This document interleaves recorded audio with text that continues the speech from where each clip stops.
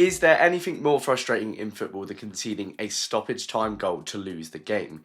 Because that's exactly the fate that Queen's Park Rangers suffered away at Coventry on Tuesday night, with Bobby Thomas heading home from a corner in the 94th minute to seal a late 3 points and move to within just 1 point of the playoff places, a reality that could have been QPR's own had the win gone the other way. I'm Connor, aka Hoopsa. I make QPR match previews, reactions, interviews and features, so let's talk through this painful late loss and break down this away performance. After a rare weekend off owing to QPR's absence from the FA Cup 4th round, Martí Cifuentes made one change to last week's side, with substitute match winner Jack Colback making his first start since the 14th of September in place of Kieran Morgan. No issues with this ahead of kickoff. Kieran's played a lot of games for an 18-year-old, you don't want to flog him to death, and on paper, Jack would hopefully provide some mettle in midfield against a good Coventry side. There were two notable omissions though, the first being Jonathan Varane on the bench for the second match running, having made way for Elias Chair in the middle against Blackburn, which was repeated here, and Ryan Colley, who was entirely absent from the match owing to an anonymous injury, with the club quickly tweeting that he's anticipated to return next month. All a touch vague, and suddenly we're in a position once again of having very limited resources up top. It was a lively start to the match, Koki Saito dealing the first blow 90 seconds in when Coventry were unable to deal with Powell's quick ball over the top down the left-hand side,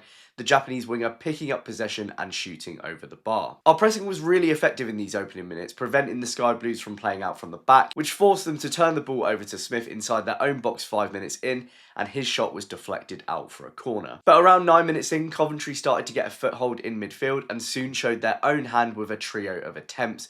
The first, a dangerous nod-on of Jack Rodoni's free-kick ball from Ellis Sims that required a Jimmy Dunn intervention to prevent Sakamoto from turning in at the far post. That clearance fell invitingly to new signing Matt Grimes, who rifled the ball on the half volley to the bottom left corner, but Paul Nardi produced the first of a host of excellent saves to deny him, before scrambling well to deny Ellis Sims from converting the rebound. The home side stayed on top for the next 15 minutes, utilising their 3-5-2 shape to overload Powell on the left, which resulted in back-to-back corners on 17 minutes. Coventry's technique of swarming the 6-yard box looked like it could overwhelm Rangers, and while the first delivery was dealt with, the second saw them strike the post, but Sakamoto's foul on Smith meant it wouldn't have counted even if it had gone in. Sakamoto would catch the eye again on 25 minutes when he completely spun Powell out wide on the touchline to escape him, leaving the Dutchman no choice but to pull him back and earn a yellow card for his troubles. And a minute later, Bobby Thomas would slice us open at the back, but Rodoni could only find Nardi's hands with his effort. From the half an hour mark though, we started to work our way back in,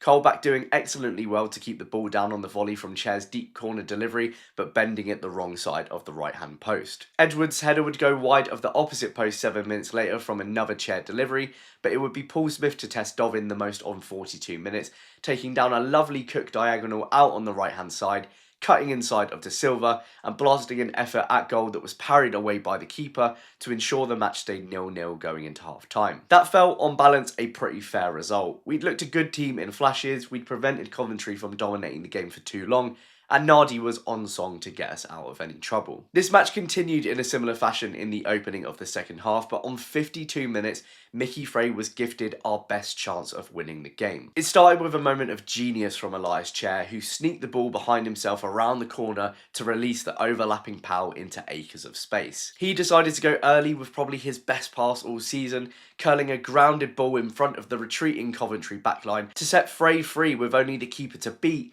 but he took it all too casually and shot straight at a diving Dovin. In a game of fine margins and one of few chances from open play, those are the golden opportunities that you have to bury.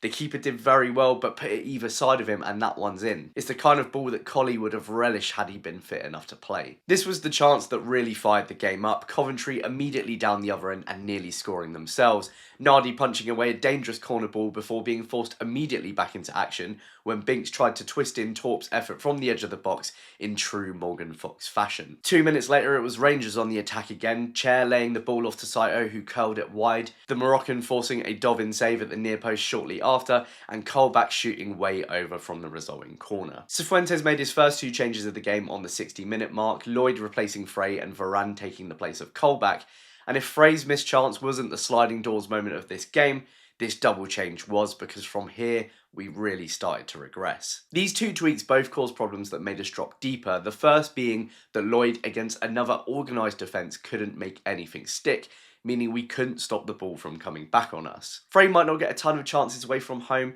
but his hold-up play is invaluable and we missed it the second he left the pitch. The Varane change was more puzzling because rather than him dropping into the 6 and Field going into the 8 as they would normally do when starting together, Varane was on paper playing the more progressive role. And I say on paper because Varane instinctively kept playing the ball backwards and sideways, which with Field unable to play a forward pass himself and treating the ball like a hot potato every time it arrived at his feet, meant we'd very suddenly lost our ability to move up the pitch. Field did a lot of the work he often gets praised for over the next 10 minutes to ensure that no damage was immediately done, clearing balls and breaking up play, but there came a point when that's all he would do rather than trying to let it settle so we could build up again. This is going to be an interesting dilemma for Cifuentes to solve because in the long run it feels like Field and Varane are way too similar to play regularly next to each other. Yang was the next change for Smith on 71 minutes and the game fizzled out a little bit here until our 4th change, with Morgan taking the place of Saito 10 minutes later. As the game approached its conclusion, things started to really heat up again though.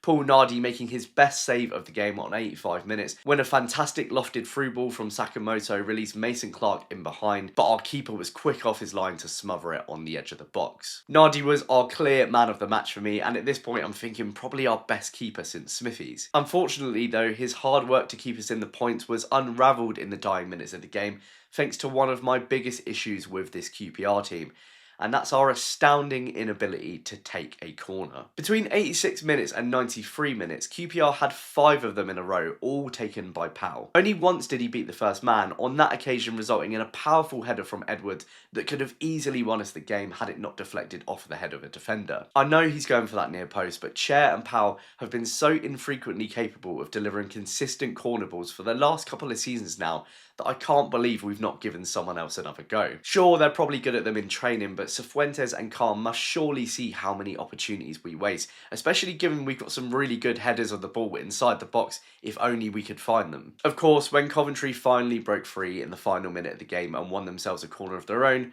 we could all see exactly what was coming. If the fact they scored their winner from a corner wasn't bad enough, Steve Cook being pushed to the ground immediately before by goalscorer Bobby Thomas was the kick to go with the gut punch. Ironically, the ref had been blowing up for exactly that kind of behaviour the whole game, but was somehow completely incapable of seeing it that time as it unfolded directly in front of him. Rangers barely had time to restart play, it was that late in the game, and just like that, the match was stolen at the death. A very hard one to take. Admittedly, as I say, we regressed after the hour, but I don't think a point would have been undeserved and we were 10 seconds away from sealing one. This wasn't a bad performance for the first hour against a good Coventry side, but on this occasion the changes just didn't work out. That shows we're still a work in progress, we still don't quite have that squad to take the edge in these close games, and we're lacking that bit of extra firepower up top. That will need resolving in the summer, but first, Marty will need to work out how this midfield is going to work going forwards for the rest of the season. For me, Field and Varane should probably be fighting for the same role, and I do think that benching Varane for the past 2 games has been a touch harsh. Next to them, we need a proper 8, which needs to be Morgan again on Friday, whose energy and progressive nature we sorely miss whenever he's not in the team, even though I do see the case for him being rested. The positive is we have another game in quick succession now to put things right, for the second home match running looking likely to be against a John Eustace led side. Anyway, that's all from me. Thank you so much for tuning in for this match reaction. Please do let me know what you thought about this one in the comments below, and if you've enjoyed this and you're not already subscribed on YouTube or following on Spotify or Apple, please consider doing so. It really helps me to grow Hoopsa. Thanks very much again, and I'll hopefully see you next time for my Derby match preview. Cheers!